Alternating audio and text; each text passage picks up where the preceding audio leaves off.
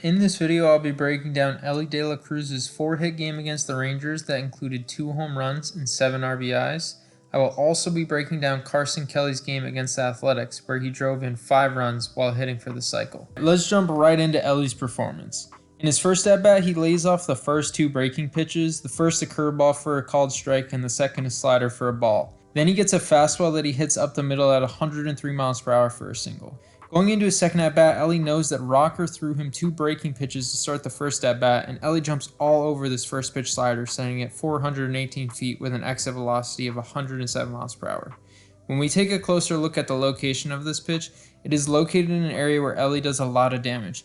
Anything middle of the zone down on the inside part of the plate he crushes, as you can see from his slugging and WOBA on contact charts. Following this home run, we will jump to the 6th inning where Elly is now facing Garabito with the bases loaded.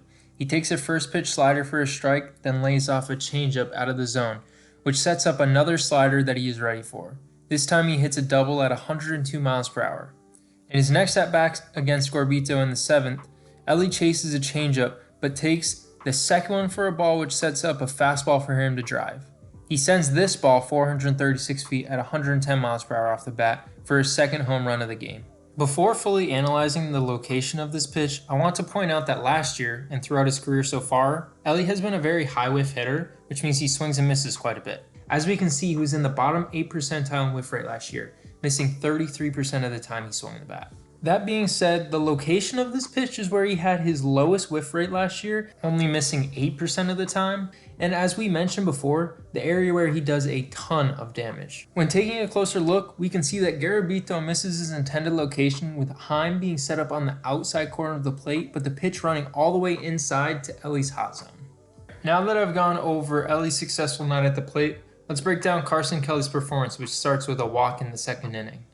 Kelly takes a 2-1 fastball for a strike, and then takes a 2-2 slider for ball 3, which to me is such an impressive take considering how similar this pitch looked to the last pitch. We are able to see this when we overlay these 2 pitches. This take immediately tells me that Kelly is locked in, which proves to be true throughout the rest of the game. He fouls off one more pitch and finally draws the walk on a 3-2 sweeper above the zone. Moving on to his second plate appearance, Kelly jumps all over this first pitch fastball from Estes for a solo home run.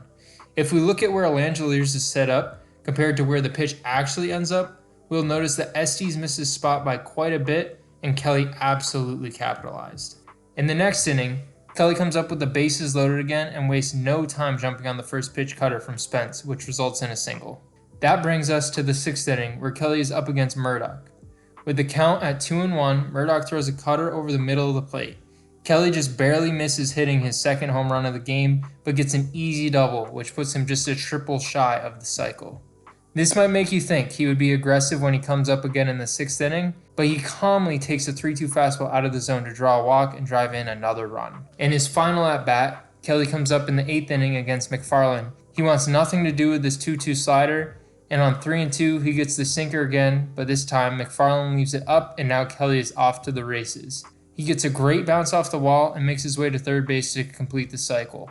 If we take a look at the location of this pitch, we can see that against lefties last season, Kelly had great damage numbers on pitches middle up on the outside part of the plate. I will add that this data does come from a bit of a smaller sample size, as he only saw 175 total pitches versus lefties last season, compared to nearly 1,000 against righties. But it was yet another case of an Athletics pitcher missing their spot and Kelly taking advantage of it. Hopefully you enjoyed this breakdown of 2 great performances from Elly De La Cruz and Carson Kelly.